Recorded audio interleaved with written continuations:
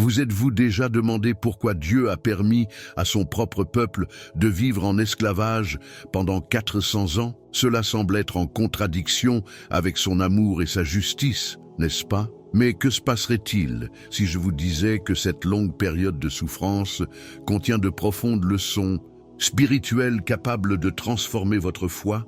Cette douleur n'était pas une erreur ou un coup de chance, mais une partie intégrante d'un plan divin rempli de buts et d'espoir. Aujourd'hui, nous explorerons ce que la Bible nous enseigne sur ce chapitre crucial de l'histoire et comment il révèle la fidélité de Dieu, sa promesse de rédemption et le pouvoir transformateur qui agit même dans les moments les plus sombres. Ce message a le potentiel de changer votre vie spirituelle de façon permanente. Avant de commencer, je veux vous poser une question. Saviez-vous que la plupart des personnes qui regardent cette chaîne ne sont pas encore abonnées? Si vous croyez au pouvoir de la foi et à la vérité de Jésus-Christ, abonnez-vous maintenant et activez les notifications. De cette façon, vous ne manquerez aucun contenu qui renforcera votre cheminement spirituel. Restez jusqu'à la fin, car ce que nous allons découvrir aujourd'hui est quelque chose que peu de gens connaissent, mais qui peut faire une différence éternelle dans votre vie. L'histoire des 400 ans d'esclavage des Hébreux en Égypte est l'un des récits les plus profonds et les plus révélateurs de la Bible. À première vue, cela pourrait ressembler à un temps d'abandon de Dieu, mais si nous regardons avec les yeux de la foi, nous découvrons un plan divin parfaitement orchestré pour former une nation destinée à le glorifier. La promesse faite à Abraham dans Genèse 15:13 anticipait déjà cette période de souffrance. Ta descendance sera étrangère dans un pays étranger. Elle sera asservie et opprimée pendant 400 ans. Ce temps de souffrance n'était pas une punition insensée, mais un moyen de préparation divine. Souvent, les moments les plus difficiles de la vie sont ceux où Dieu travaille le plus profondément dans nos âmes, nous affinant et nous rapprochant de lui. Au cours de ces années, les Hébreux ont non seulement survécu, mais ont grandi en tant que peuple, préservant leur identité et votre foi en Dieu. C'est une leçon puissante pour nous tous. Lorsque nous sommes confrontés à nos propres difficultés, nous pouvons nous rappeler que même dans la souffrance, Dieu ne perd jamais de vue son dessein. Tout comme un potier façonne l'argile sous pression, ainsi Dieu façonnait Israël en une nation capable de recevoir et de proclamer sa gloire. Cette histoire nous invite à réfléchir sur nos propres vies et à nous demander « Qu'est-ce que Dieu façonne en moi pendant cette période difficile ?» Il est important de se rappeler que cette souffrance n'était pas une coïncidence. Cela faisait partie de la promesse divine qui aboutirait à la libération de son peuple et à la création d'une nation unique, un peuple choisi pour accomplir la volonté de Dieu sur terre. Dans les moments de douleur, il est facile de se demander « Où est Dieu ?» Cependant, comme le montrent les Écritures, il est toujours présent, préparant un chemin de rédemption. Jésus lui-même nous a rappelé dans Jean 16:33 « Vous aurez des tribulations dans le monde, mais prenez courage, j'ai vaincu le monde. » Cette promesse nous assure que, même si nous ne voyons pas toujours le but de nos difficultés, elles ont une valeur éternelle. Au cours de ces 400 ans, les Hébreux ont appris à dépendre entièrement de Dieu. Ils n'avaient ni pouvoir politique, ni armée, ni richesse matérielle. Ils n'avaient que leur foi, et cette foi est devenue leur plus grande force. Cela nous rappelle que la véritable force ne vient pas de nos circonstances extérieures, mais d'une relation indestructible avec Dieu. Combien de fois avons-nous essayé de résoudre nos difficultés par nos propres forces pour finalement nous rendre compte que ce dont nous avions besoin, c'était de nous abandonner complètement à lui. Dieu a utilisé cette période d'esclavage pour leur enseigner la patience, la persévérance et la dépendance totale à sa volonté. Les Hébreux ne savaient pas quand leur souffrance prendrait fin, mais ils avaient confiance dans la promesse que Dieu les délivrerait, tout comme il l'avait fait pour leurs ancêtres. Cet espoir était son point d'ancrage au milieu de la tempête. De même, nous pouvons nous accrocher aux promesses de Dieu, surtout lorsque nous sommes confrontés à nos propres difficultés. La Bible regorge de versets qui nous encouragent à faire confiance à sa parole. Isaïe 40:31 par exemple nous dit « Mais ceux qui s'attendent au Seigneur renouvelleront leur force. Ils monteront avec des ailes comme des aigles. Ils courront et ne se lasseront pas. Ils marcheront et ne se lasseront pas. Comme les Hébreux, nous sommes appelés à croire que son timing est parfait. Cette période de souffrance a non seulement renforcé le peuple hébreu en tant que communauté, mais a également révélé les limites et l'injustice des structures humaines. Les Égyptiens, dans leur arrogance, croyaient pouvoir garder le peuple de Dieu sous leur contrôle. Mais comme nous le dit Exode 1, 12, plus ils les opprimaient, plus ils se multipliaient et grandissaient. Ce verset nous rappelle qu'aucune puissance humaine ne peut contrecarrer les plans de Dieu. Il a toujours le dernier mot et ses plans prévaudront, quoi que fassent les hommes. L'histoire des Hébreux nous enseigne également l'importance de rester unis dans la foi en temps de crise. Malgré l'esclavage, les Hébreux sont restés fidèles à leur identité de peuple élu de Dieu. Cette unité a été la clé de sa libération. Dans nos propres vies, la communauté de foi joue un rôle fondamental. Nous nous soutenons mutuellement, nous rappelons les promesses de Dieu et nous encourageons mutuellement à aller de l'avant. Si nous sommes confrontés à des difficultés, quelles sont les personnes dans votre vie qui vous aident à rester forts dans la foi? La souffrance des Hébreux nous invite également à réfléchir sur la façon dont nous réagissons à la douleur et aux épreuves. Est-ce que nous nous éloignons de Dieu ou laissons-nous nos difficultés nous rapprocher de lui? C'est dans ces moments d'obscurité que nous découvrons souvent la profondeur de son amour et de sa fidélité. Quand tout le reste disparaît, seule sa promesse demeure et cette promesse ne faillit jamais. Enfin, cette histoire nous montre que Dieu est souverain, même au milieu du chaos. Bien que les Hébreux aient souffert pendant des générations, Dieu orchestrait chaque détail pour accomplir son dessein. Cela nous donne de l'espoir, sachant que même si nous ne comprenons pas pourquoi nous sommes confrontés à certaines épreuves, nous pouvons avoir confiance que Dieu a un plan parfait pour nos vies.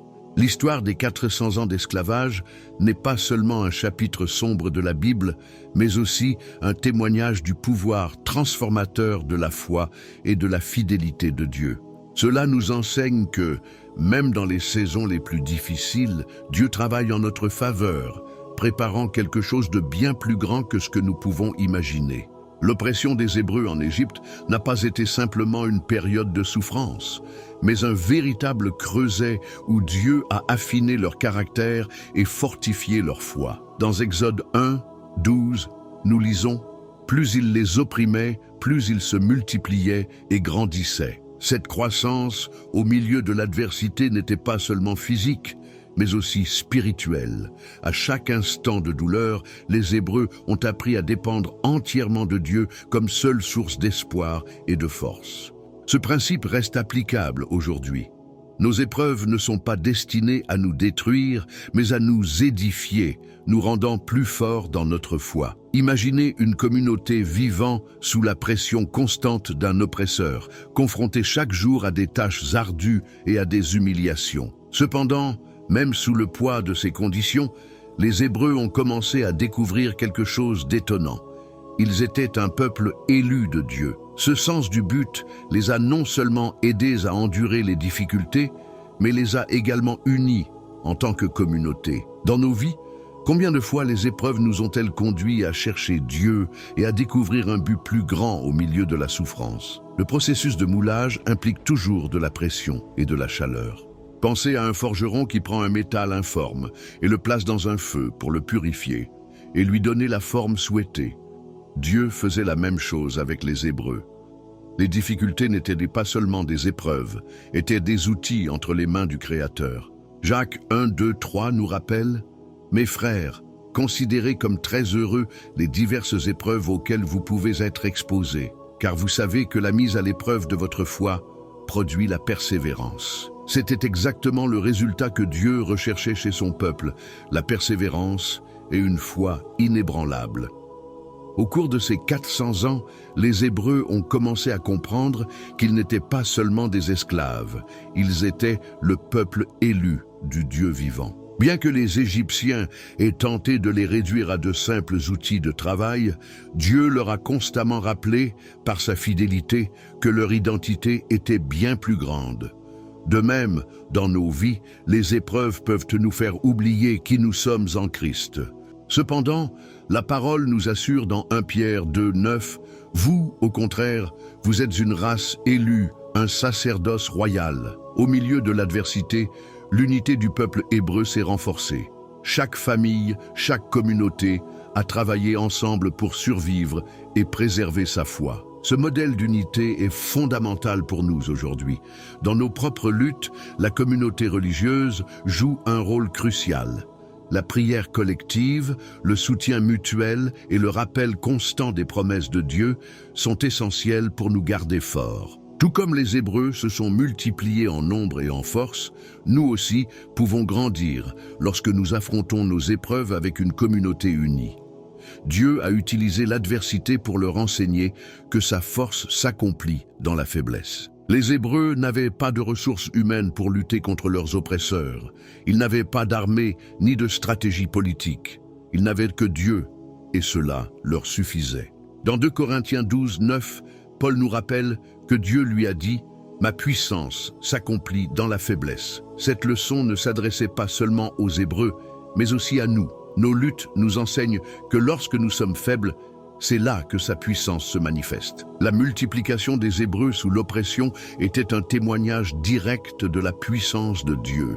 Les Égyptiens ont essayé de les contrôler, de limiter leur croissance et de briser leur esprit.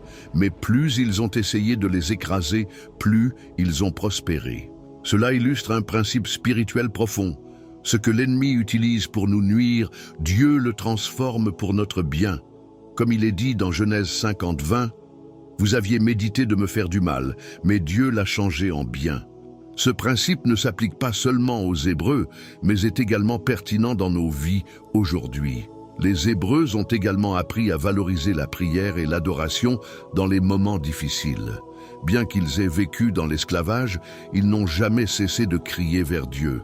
Dans Exode 2, 23, 24, nous lisons « Les enfants d'Israël soupirèrent et pleurèrent à cause de leur servitude, et leurs cris parvinrent jusqu'à Dieu. » Cela nous rappelle que nous ne sommes jamais seuls dans nos épreuves. Lorsque nous crions à Dieu, il nous entend et nous répond, même si sa réponse prend parfois du temps à se manifester. L'adversité a également révélé la puissance de l'espoir. Malgré les générations passées sous le joug égyptien, les Hébreux gardèrent l'espoir qu'un jour ils seraient libérés. Cet espoir était alimenté par les promesses de Dieu à leurs ancêtres. Aujourd'hui, lorsque nous sommes confrontés à nos propres épreuves, l'espérance en Christ nous soutient. Romains 8, 18 nous assure « J'estime que les souffrances de la vie présente ne sauraient être comparées à la gloire à venir qui sera révélée pour nous. » En fin de compte, l'adversité a préparé les Hébreux à accueillir et à embrasser la liberté quand elle est venue. Ils connaissaient le prix de la souffrance et, par conséquent, ils accordaient une valeur plus profonde à la rédemption que Dieu leur avait accordée. La même chose se produit dans nos vies. Les épreuves nous préparent à apprécier l'œuvre rédemptrice du Christ sur la croix et à vivre dans la plénitude de sa promesse. Tout comme les Hébreux sont restés fidèles, nous aussi sommes appelés à persévérer, sachant que notre rédemption est proche. La rédemption des Hébreux de l'esclavage en Égypte est l'un des moments les plus puissants et les plus significatifs de l'histoire biblique. Cet acte a non seulement libéré un peuple opprimé, mais a également révélé le caractère de Dieu comme un libérateur aimant et fidèle à sa promesse. Chaque étape de cette délivrance, des plaies à la Pâque, a démontré la puissance de Dieu sur les dieux de l'Égypte, défiant non seulement Pharaon, mais aussi tout système humain qui tentait de s'opposer au plan divin. Cette rédemption est le reflet de l'œuvre de Jésus sur la croix, venu nous libérer du péché et nous conduire à une relation éternelle avec Dieu. Dieu a entendu le cri de son peuple et a répondu avec puissance. Dans Exode 3, 7, il déclare « J'ai vu l'affliction de mon peuple qui est en Égypte, et j'ai entendu son cri. Je connais tes souffrances. » Ces paroles révèlent non seulement la profonde empathie de Dieu, mais aussi son ferme engagement à agir en faveur de ceux qui souffrent. Pour nous, c'est un rappel que Dieu n'est jamais indifférent à nos luttes. Il voit, entend et agit au moment parfait. Combien de fois avons-nous eu l'impression que nos prières restaient sans réponse, pour nous rendre compte plus tard que Dieu travaillait en silence, déplaçant les pièces de son plan en notre faveur. La 10e plaie, la mort des premiers-nés, marque un tournant dans la libération des Hébreux. C'était un acte de jugement et de miséricorde à la fois. Alors que l'Égypte était dévastée, les Hébreux qui obéirent aux instructions divines et marquèrent leurs portes avec le sang de l'agneau furent protégés.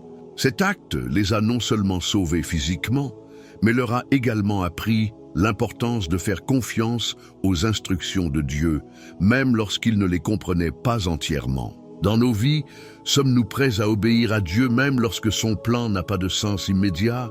La Pâque était l'événement central de cette rédemption, un moment de profonde connexion spirituelle.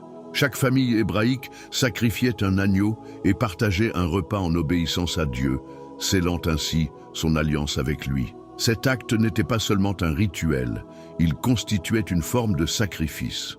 C'était une déclaration de foi. Dans ce sacrifice, Dieu leur a montré que sa puissance ne se manifeste pas seulement par de grands miracles, mais aussi par des actions simples et obéissantes. Aujourd'hui, nous célébrons Jésus comme notre agneau pascal, dont le sang nous protège et nous donne la vie éternelle, comme le dit 1 Corinthiens 5:7.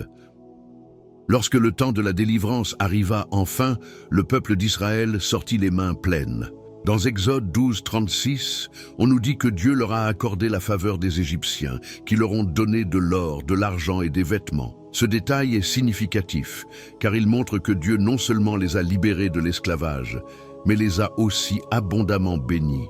Cela nous enseigne que lorsque Dieu travaille dans nos vies, ses ressources sont plus que suffisantes.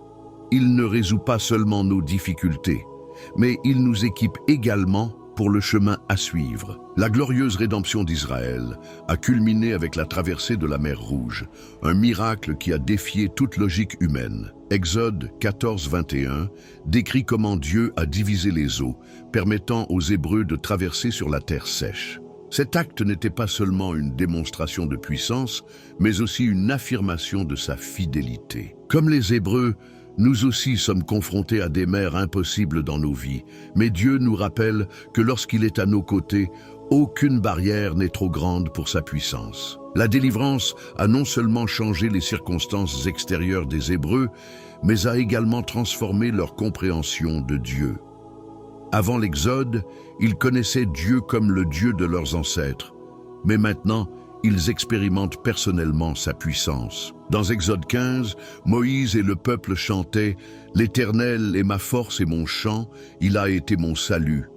C'est le type de relation que Dieu recherche avec chacun de nous, une expérience personnelle de sa puissance et de son amour transformateur. La glorieuse rédemption des Hébreux nous enseigne également que la liberté s'accompagne de responsabilités. Dieu ne les a pas libérés pour qu'ils vivent comme ils le voulaient, mais pour qu'ils soient un peuple saint, dédié à lui.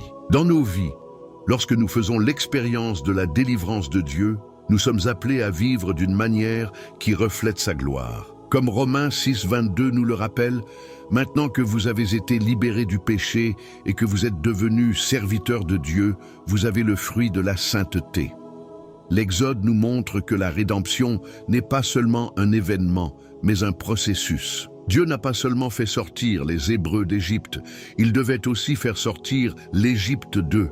C'est une leçon profonde pour nous tous. Même après avoir été délivrés, nous portons souvent avec nous des habitudes et des mentalités que Dieu doit transformer.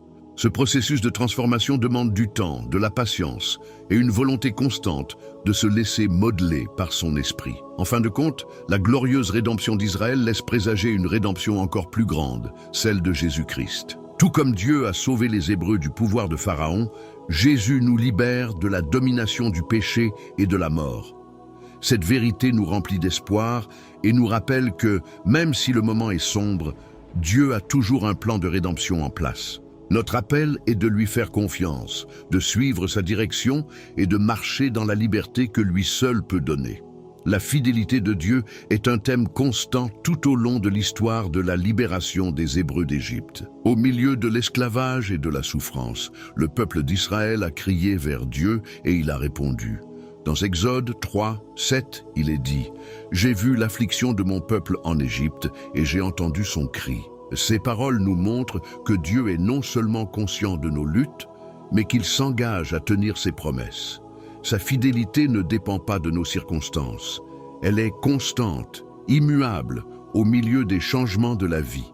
Le cri des Hébreux parvint aux oreilles de Dieu, et il se souvint de son alliance avec Abraham, Isaac et Jacob. Cela nous enseigne que les promesses de Dieu sont éternelles et ne sont pas affectées par le passage du temps. Bien que les Hébreux aient attendu des générations pour voir la manifestation de la promesse, Dieu ne les avait pas oubliés.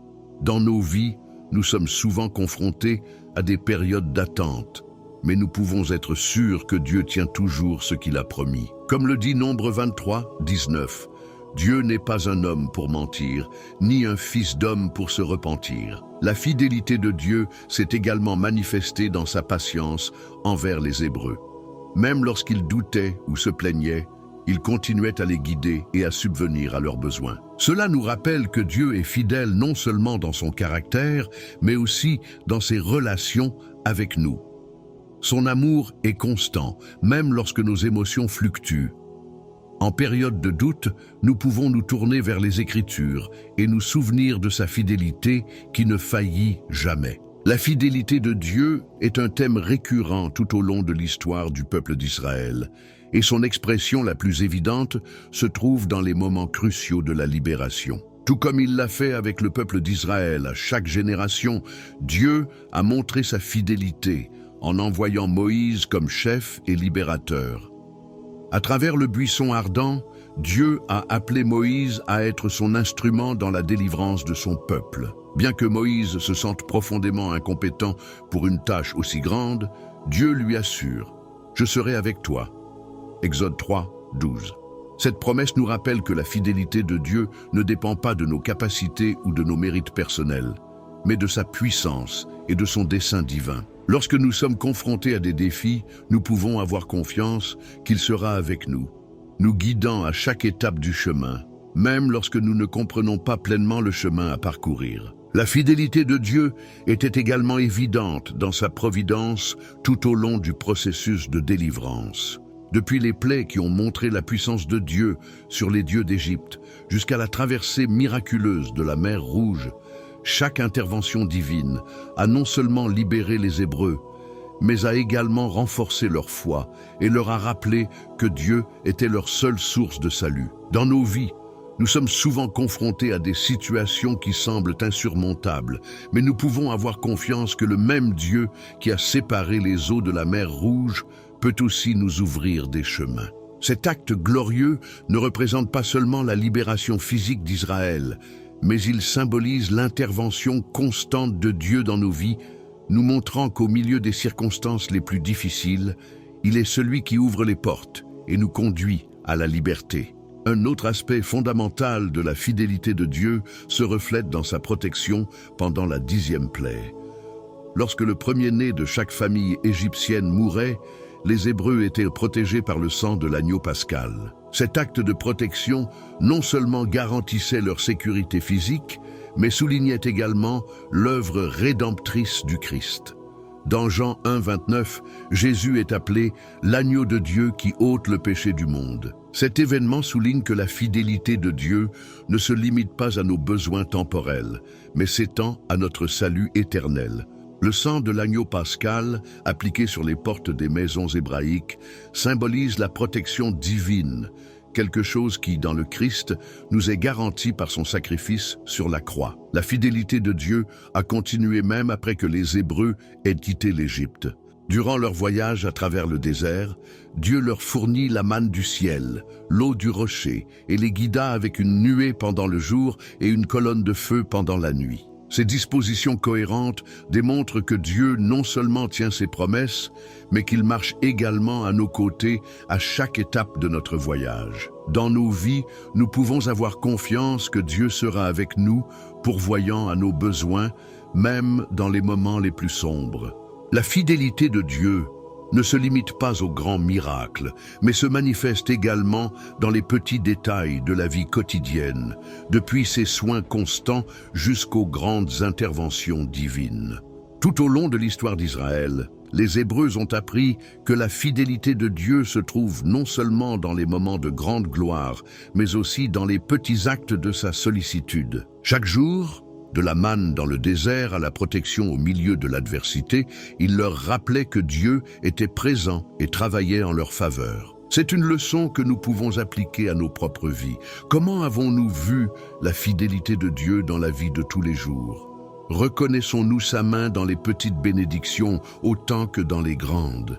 À mesure que nous apprenons à voir la fidélité de Dieu dans les détails de notre vie quotidienne, nous commençons à vivre avec une gratitude plus profonde pour sa présence constante. La fidélité de Dieu a non seulement fortifié le peuple d'Israël, mais l'a également préparé à établir une alliance éternelle avec lui au mont Sinaï.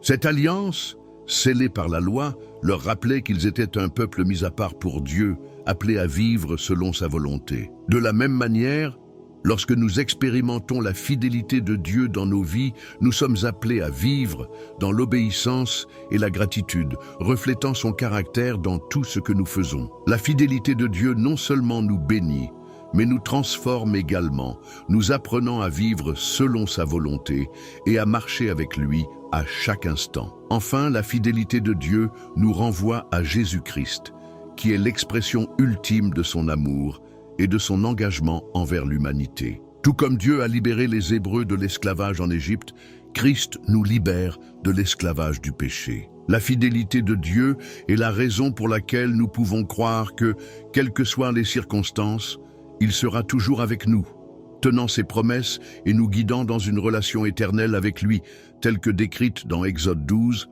Ce n'est pas seulement une relation éternelle avec lui, d'un événement historique, mais un symbole profond qui résonne dans toutes les Écritures et pointe directement vers l'œuvre rédemptrice de Jésus-Christ. Ce moment crucial dans la vie du peuple hébreu marqua le début de sa libération de l'esclavage en Égypte et le début de son voyage vers la terre promise. L'instruction de Dieu de sacrifier un agneau sans défaut et de marquer les portes de son sang anticipait la rédemption universelle à travers le Christ, l'agneau de Dieu. Dans 1 Pierre 1, 19, Christ est décrit comme un agneau sans tache et sans défaut qui, par son sacrifice sur la croix, nous a réconciliés avec Dieu et nous a protégés de la mort spirituelle. Cet acte de sacrifice nous rappelle non seulement la nécessité de faire confiance à l'œuvre du Christ, mais nous enseigne également que notre salut ne repose pas sur nos œuvres, mais sur le sacrifice parfait de Jésus. Le repas de Pâques que les Hébreux célébraient, avec du pain sans levain et des herbes amères, a une profonde signification spirituelle. Le pain sans levain symbolise la pureté et la nécessité d'éliminer le péché de nos vies, tandis que les herbes amères représentent la souffrance et l'esclavage dont Dieu était sur le point de libérer son peuple. Ce symbolisme reste pertinent pour nous aujourd'hui, comme nous le rappelle dans 1 Corinthiens 5, 7, 8, où Paul exhorte les croyants à célébrer la fête non avec le vieux levain du péché, mais avec les pains sans levain de la sincérité et de la vérité. Le sang de l'agneau appliqué sur les encadrements des portes d'Égypte était une déclaration de foi. Les Hébreux ne savaient pas exactement comment Dieu agirait, mais ils faisaient confiance à ses instructions et cette foi les protégeait du fléau qui apportait la mort en Égypte. Cet acte de confiance nous invite à réfléchir sur notre propre foi. Sommes-nous prêts à faire confiance à Dieu, même si nous ne comprenons pas pleinement son plan? Dans Hébreux 11, 28, il est noté que Moïse, par la foi, a célébré la Pâque et a appliqué le sang de l'agneau afin que le destructeur ne touche pas le premier-né d'Israël. Comme les Hébreux, lors de cette nuit décisive, nous sommes appelés à avoir pleinement confiance en la fidélité de Dieu, sachant que son plan est parfait, même si nous n'avons pas une vue d'ensemble. Pâques marque également le moment de la dernière scène de Jésus avec ses disciples. Pendant ce repas, Jésus prit le pain et le vin, déclarant qu'ils étaient son corps et son sang, instituant ainsi l'Eucharistie ou la Sainte Communion. Matthieu 26, 28 reprend les paroles de Jésus. « Ceci est mon sang, celui de l'Alliance, qui est versé pour plusieurs en rémission des péchés. » En liant la Pâque à son sacrifice, Jésus a révélé qu'il était l'accomplissement ultime de cette célébration. La Pâque célébrait non seulement la libération d'Égypte, mais indiquait également la libération spirituelle que le Christ apporterait par sa mort et sa résurrection. Tout comme les Hébreux ont été libérés de l'esclavage physique, Jésus nous libère de l'esclavage du péché. Dans Jean 8, 36, Jésus déclare « C'est pourquoi, si le Fils vous affranchit, vous serez vraiment libre. » C'est le message central de Pâques, la liberté que seul Dieu peut donner. De plus, Pâques enseigne également l'importance de se souvenir et de célébrer les œuvres de Dieu. Dieu a demandé aux Hébreux de célébrer cette fête comme une ordonnance perpétuelle, une opportunité de transmettre de génération en génération les histoires de sa puissance et de sa fidélité. Dans nos vies, nous devons nous demander comment nous souvenons-nous et célébrons-nous les bénédictions de Dieu? Partageons-nous avec les autres ce qu'il a fait pour nous? Le souvenir de la libération et des œuvres de Dieu doit vivre en nous, non seulement comme une tradition, mais comme une expérience continue qui renforce notre foi et nous rappelle sa bonté inébranlable. Un autre aspect crucial du symbolisme de Pâques est la séparation entre la vie et la mort, entre ceux qui ont fait confiance à Dieu et ceux qui n'y ont pas fait confiance. Le sang de l'agneau, appliqué sur les cadres des portes, était un signe visible de foi, un rappel que l'obéissance à Dieu apporte la vie. Cela nous invite à réfléchir à notre propre relation avec Dieu.